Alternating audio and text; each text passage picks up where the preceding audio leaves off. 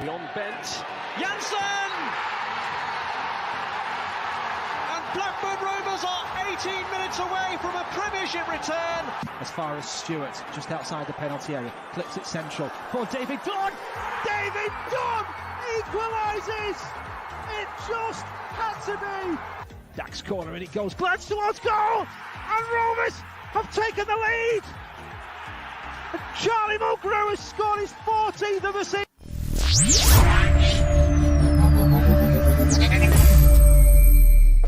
Hi, I'm Morten Gans Pedersen, and you're watching Rovers Chat.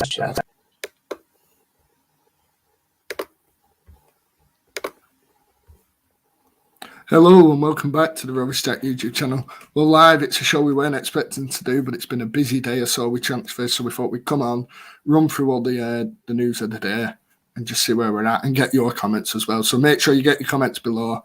Keep them coming. So as you can see, I'm joined by Dom. How are we doing, Dom?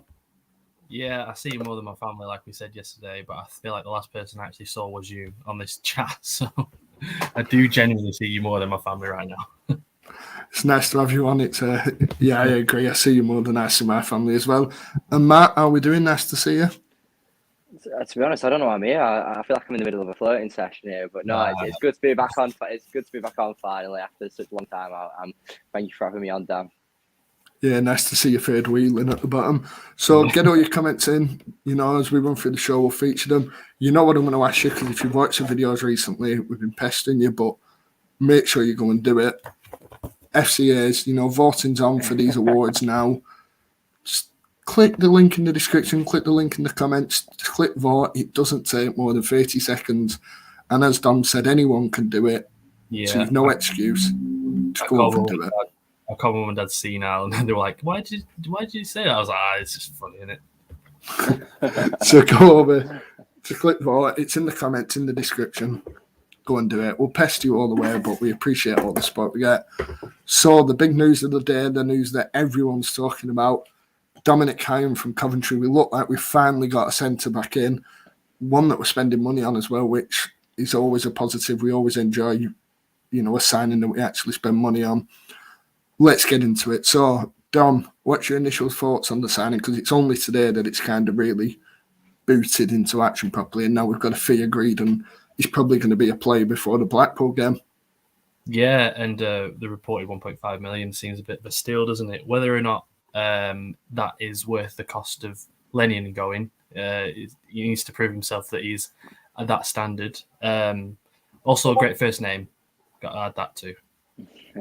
Well, the jury's out on that one, but we'll see. Matt, what are your thoughts on it? Because obviously a championship player, we all know the name, which I think is a positive. He's clearly got experience. Surely this is, you know, only a good deal for Rovers. Yeah, well, I mean, he's had 2 consecutive 43-game seasons in a row. You know, when it comes to being an absolute ball out throughout the season, we know it's him. You know, statistically, I saw something before on Instagram. Statistically, he's the 3rd best centre back in the championship from all his games in the past 2 seasons. So, you know, we're taking every positive we can. You know, like Dom said, it is a steal, 1.5 million. You know, Rich Sharp's come out with that. So whenever Rich Sharp does usually come out with a fee, it's usually quite precise. So yeah, you know, he's a Reading youth product. That's, you know, Reading's youth product is usually top notch. You know, and he had a bit of a tough spell with the loans he had out there, but you know, he's been consistent now with Coventry, and you know, it'll be exciting to get him in there. We need the depth in the centre back position, and he adds that. Yeah, and I think one of the positives for me is every Coventry fan on Twitter is really sad he's going, because you can see when players go to other clubs, there's a bit of sour grapes usually on social media. It's usually, oh, he's no good anyway, he's no good. But every Coventry fan wishes him well. I've just recorded with Coventry fan Glenn from Sky Blue Fans TV. That'll be out after HYAM signs. Well, if he signs, but he should do. He was really complimentary of him. When I asked him for a negative, he was kind of nitpicking to pick out a negative, which I think is always positive. You know, on our side, just to dip into the comments, the first one from a certain Dom about supporting, so make sure you do that. Michael Pearson, evening everyone, finally some good news. And Nick, just to address this one, he's doing all right. Yes, he's absolutely fine. Midweek watch-alongs will usually be done by someone else if we do them. In terms of this weekend, he's not doing it, but that is fine. He's just other commitments that we're already on. We knew about this at the start of the season, so it's fine. He'll be back soon for watch-alongs. We'll have covered. There might be some that don't happen, but because a lot of people are at the games who we've kind of gone on the team, but he's fine. He's absolutely fine. And, he's just got other stuff on at the moment, which, of course, we appreciate. That's got to take precedent over everything else. So we'll move on. Another centre-back I never thought I'd see linked with Blackburn Rovers, especially with what he's gone on to. One of the weirdest careers I've seen in terms of played for England once, scored once, now plays for Sierra Leone. He's played for Team GB at the Olympics. He's played in Turkey, played at Dundee. He went on loan to Liverpool and played up front for some reason. Everything that I never thought would be linked to him. And apparently people are saying it's close, which I don't know if it's true, but it's absolutely messed with everyone's head. Stephen CAULKER, one I didn't think we'd mention in terms of centre-backs this year. Matt, what do you make of the link? Because, we all know about Sepp van den Berg, which we'll come on to very soon, and we all know the actual story with that, and is he going to sign, is he not? Do you think we'll get both players, or do you think CAULKER's kind of the backup option to Sepp? I think when you say will we get both players, I think we need three centre backs in really. I think you look at the depth in that position at the minute, we're lacking in it, and the players that are the so-called depth we've got probably aren't ready for the standard of play that we need right now, especially with the position we've put ourselves in for the start of the season. We've set the bar very high, and we need some good players in, and I think that CAULKER's a really reasonable shout, to be fair. The experience is there. We know HYAM, he's got the experience, and he's probably been our best centre-back this year without a shadow of a doubt. But the fact with HYAM is that, you've seen it. As soon as it comes to playing a midweek game and a weekend game, he can't do it. He hasn't got the legs for it. He hasn't got the gas for it. And, to have Stephen CAULKER there as the backup experience centre-back to set that back line out, it's perfect. And, you can look at his career. He's, as much as, it's a strange one, it's also not a career not to mess about with. He has had a very decent career at the same time. And, he's playing internationally now for Sierra Leone. And in the AFCON, he really stood out. I covered the AFCON this year for university. And he was a really good player. And defensively, Sierra Leone, usually in the past 5 years of football, they've been the worst ever. They've been conceded left, right. But they've kept the most clean sheets the past 2 years than they ever done in the history of the country. That's since Stephen CAULKER's come in. And, that's just probably me getting every positive I can out of him. But, he does seem like he will be a good experienced backup player to have instead of HYAM. So I'm excited. I didn't realise we actually had an African, someone who watched the African Cup of Nations. So that's perfect. That's perfect. That's like we planned it when we actually didn't. Dom, so if Rovers go for Dom HYAM, then we've got HYAM, Ayala, Carter, Wharton. Ash Phillips wants game time. We've seen that today about his contract, and he wants a mix of 21s and first team. So would that mean, do you think Rovers could switch to a back three? Because we're probably going to have six centre-backs on the cards. Does that signal that a back three is in Thomason's mind? Yeah, I think it was obvious from pre-season, the way he set up in the first couple of games, that we were playing the three at the back. In the Accrington game to start with, we had two teams full of three at the back. So I feel like that is the route forward. I feel like the four at the back was only a backup situation, like we said at the start, for games that maybe we needed more in as a low block, essentially, whereas three at the back, he can be a bit more expressive on the ball. And if you look at our percentage of play in control, we haven't had that much, and I think that is because the lack of defenders, that we've just allowed the other teams to have the ball. Whereas what we've heard from Thomason's teams previously is that they like to have the ball instead. So it's a good headache to have, essentially, isn't it? At the end of the day, and even if we do bring in CAULKER, someone who has actually sort of suffered with like gambling addiction and drug and alcohol addiction, he had 2 years off. If he comes back to us, it feels like a reason to prove himself wrong, because before then he had a decent career at QPR and Tottenham and obviously Liverpool was a bit of a weird red herring. But yeah, it's. I feel like it's 3 at the back would be the way forward. Yeah, and I think, you mentioned, I know he had the personal issues, but, he's back over them. He's playing again. He will want to prove himself, like you say, and, it's a good thing for him as well to get back in play. And he's played in Turkey quite a bit since he come back, and that's the only gap in his playing history. Other than that, he's kind of played quite regularly, hasn't he? So that's another positive in terms of it. Just from the comments, Duncan Easton, Stephen Caulker wouldn't be back up. He's better than any of ours. Fact. I think that's a good point to, get into. Yeah. And Caulker left-footed centre-back on a free with experience, no brainer. I think that's a really good point that we've wanted that all window, haven't we? We went for Ben Davies, for example, left-footed centre-back. Scott Wharton's position, isn't it? It's, that's a real, for me, really good point, that. Just to mention, obviously, Sepp van den Berg, we know the story, won't go on about it too much. Like Dom said in the previous day, if anyone's watched it, that, we've just lost Matt. If anyone's watched it, that Rovers have actually, we've had the video, sat in a draft for, is it 2.5 weeks now, Dom? Yeah. It keeps haunting me whenever I go back on to release a new video. It's sat there, but there's still no end to the saga. It's just, he's always on the bench for Liverpool, and until Liverpool want to release him, they won't. Tyler Morton obviously played centre-back the other day. Dom, in terms of Sepp van den Berg, we won't go into it too much. Like I say, we've discussed him many times, but do you think Rovers are actually going to sign him before the window shuts? Because there's a real possibility now that he doesn't come and Caulker comes instead. Yeah, I feel like Caulker might even be a better centre-back right now for us, but the relationship that we've got with Liverpool is a strong one. And if we get him on loan and it's another good loan deal, then it's always better to have them sort of connections. One thing I will say is that Sepp van den Berg sounds a lot like Van Heck.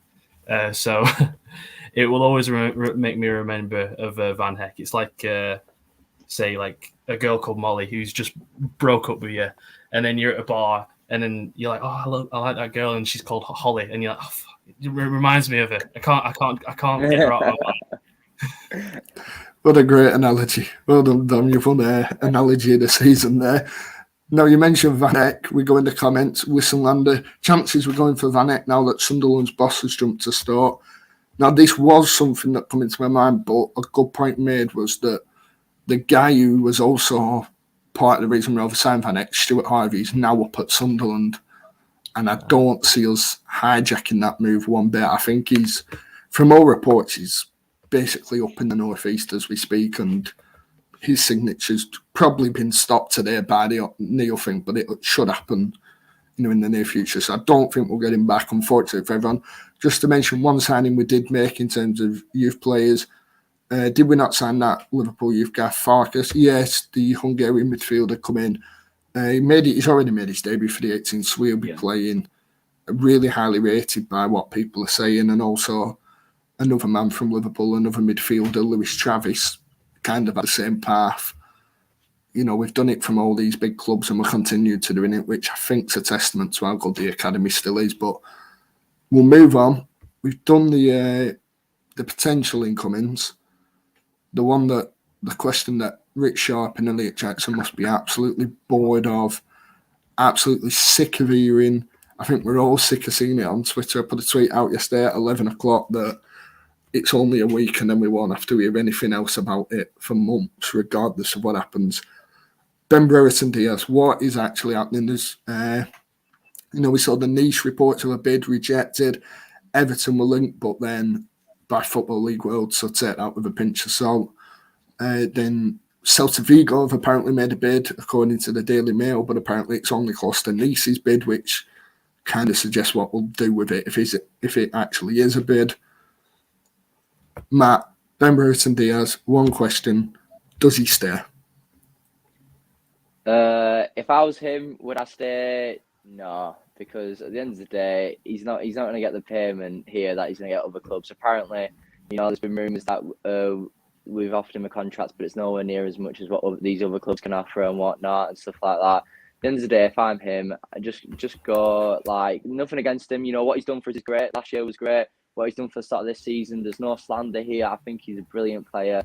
I think that he will flourish elsewhere as well. But I think it's just time to go. I think we need to take the 20 million that's apparently been offered by Everton, and we need to just do a runner. You know, at the end of the day, like you did say, it was Football League World, and Elliot Jackson came out saying that no, it was way wide of the mark. That's not a thing that's happened. But if I was us right now, I'm saying 15 to 20 million. Let's get him gone, and let's get someone else in who we know is Championship quality.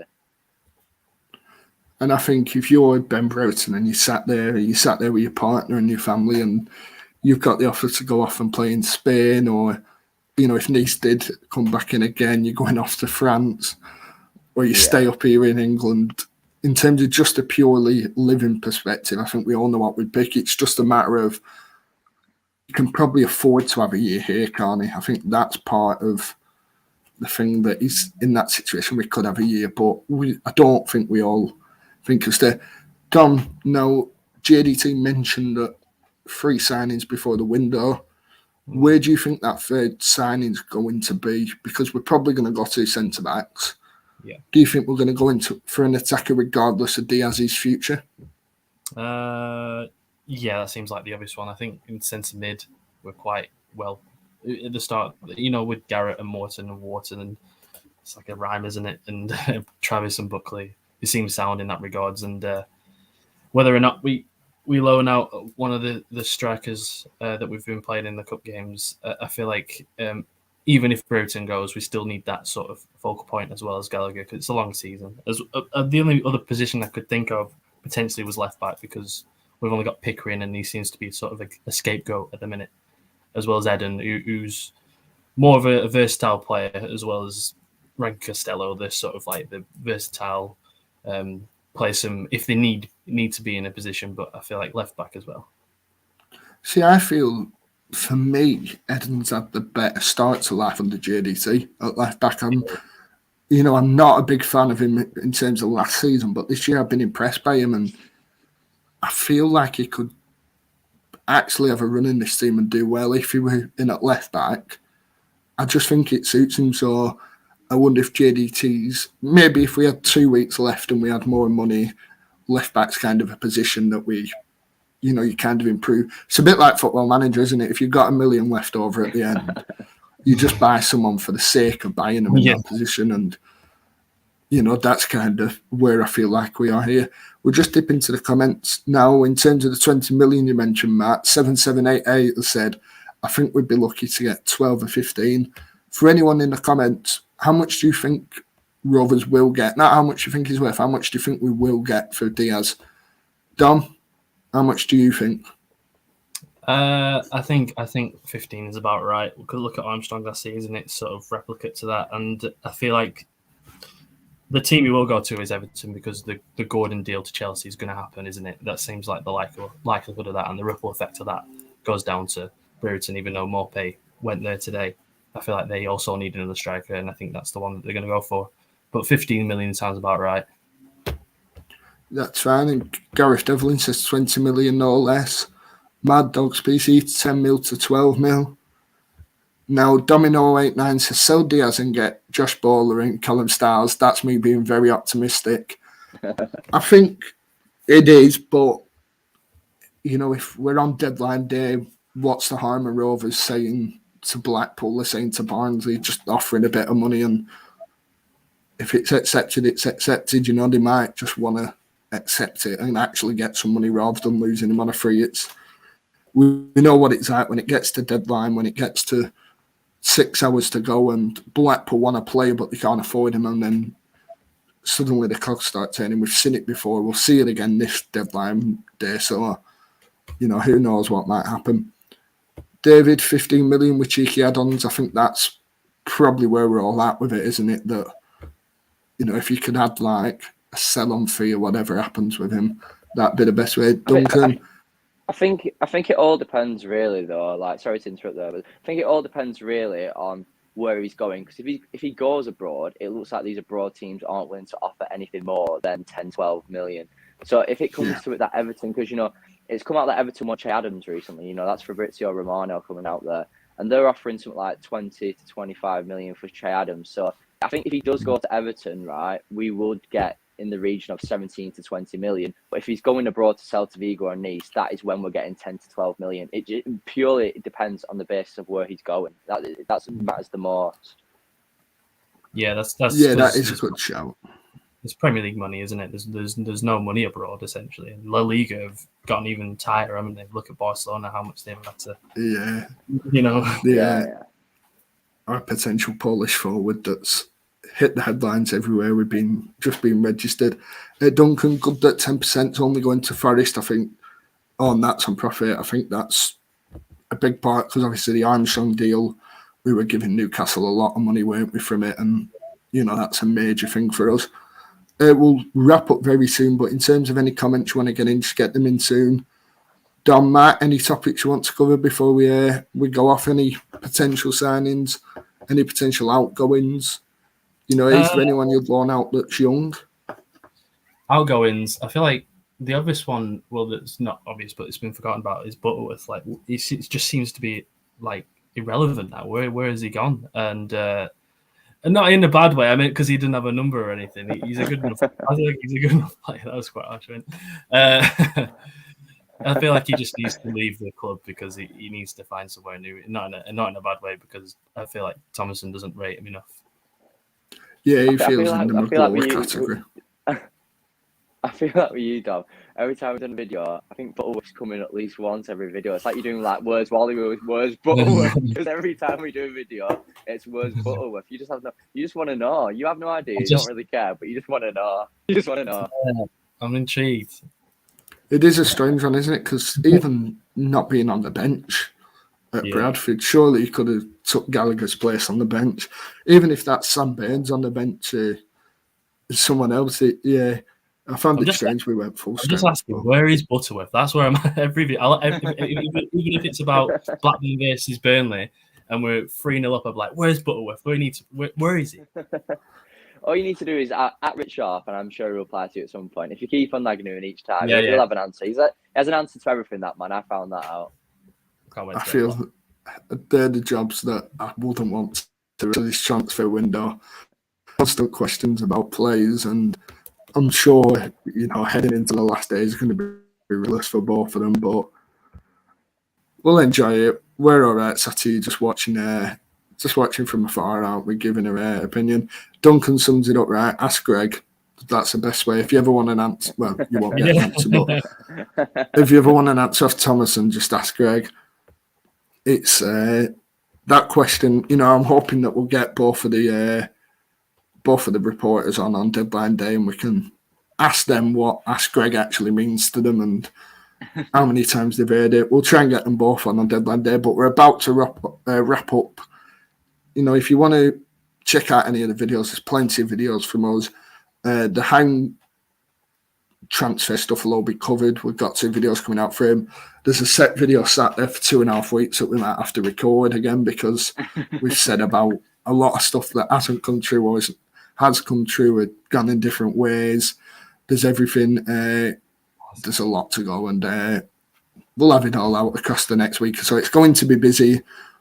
I'm sure you'll see Matt's face again. You'll see Dom's face again. You'll see mine for the next week at least, covering all the transfers, covering everything else. The last thing to do. Oh, not again. Get in and vote. Get in and vote. Do it in the comments below. And we'll be back again for a new video. But until then, thanks for joining us, Dom. Yeah, always glad to be on. Thanks. Looking forward to Stoke tomorrow. And Matt, thanks for being on. Thank you very much for having me. I'm looking forward to transfer deadline day now. I think it's all brewing up, and you know, this has got me all excited. I shouldn't have joined. I should have left it, but it's getting me all excited. I can't wait for deadline day now. Thanks for having me, Dan. No, it's been great. 6 days to go. We'll see what happens. But until then, hit subscribe, hit like, do all of that stuff. We'll be back again soon.